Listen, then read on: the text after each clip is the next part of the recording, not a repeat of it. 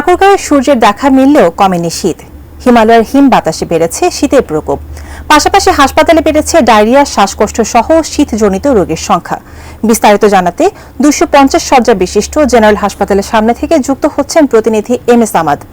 সামাদ, শীতে জনজীবনের যে অবস্থা, সেটার সর্বশেষ কি খবর আছে আপনার কাছে? গেল সপ্তাহে দেখেছি, অর্থাৎ দুদিন আগেও ঠাকুরগাঁও সকাল থেকে শুরু করে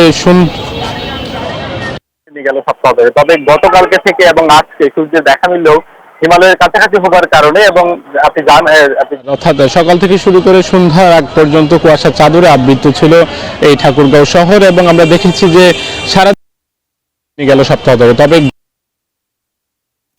দেখা যাবার কারণে তারপরে হিম বাতাসে জনজীবন খানিকটা অস্বস্তিতে রয়েছে। সেই কারণে হাসপাতালে এই যে হিম বাতাস হবার কারণে এবং শীতের প্রকোপতা বাড়বার কারণে হাসপাতালে আমরা লক্ষ্য করছি যে গেল সপ্তাহ থেকেই শিশু এবং যারা বয়স্ক রোগী রয়েছে তাদের কিন্তু যে চিকিৎসা নেবার যে ভিড়, সেটা কিন্তু বেড়েছে। শিশুরা যেমনি ভাবে মাত্র সদর উপজেলা পর্যন্ত, সেই কারণে শীতের প্রকোপ তো বেশি হয় এবং হিমালয়ের কাছাকাছি হওয়ার কারণে কিন্তু হিমালয়ের হিম বাতাস সূর্যের দেখা যাবার কারণে তারপর হিম বাতাসে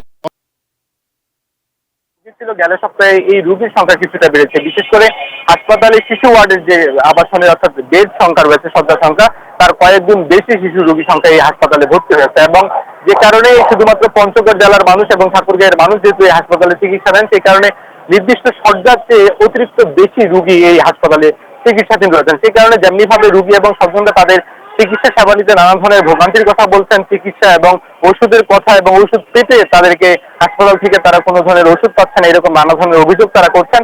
অন্যদিকে যারা হাসপাতাল কর্তৃপক্ষ রয়েছেন তারা কিন্তু বলছেন যে এই 250 শয্যা বিশিষ্ট হাসপাতালে রোগীর পরিমাণ কয়েকদিন বেশি হওয়ার কারণে তারাও চিকিৎসা দিতে নানা ধরনের হিমশিম পাচ্ছেন। অন্যদিক দিয়ে যারা চিকিৎসক রয়েছেন তারা কিন্তু বরাবরই বলছেন যে যারা বিশেষ করে শিশু এবং বয়স্করা রয়েছে তারা যাতে করে এই শীতের সময়ে কোনোভাবে তাদের ঠান্ডা না লাগে, যদি ঠান্ডা থেকে বাঁচতে পারে তবেই কিছুটা স্বস্তি পাবেন এবং এই যে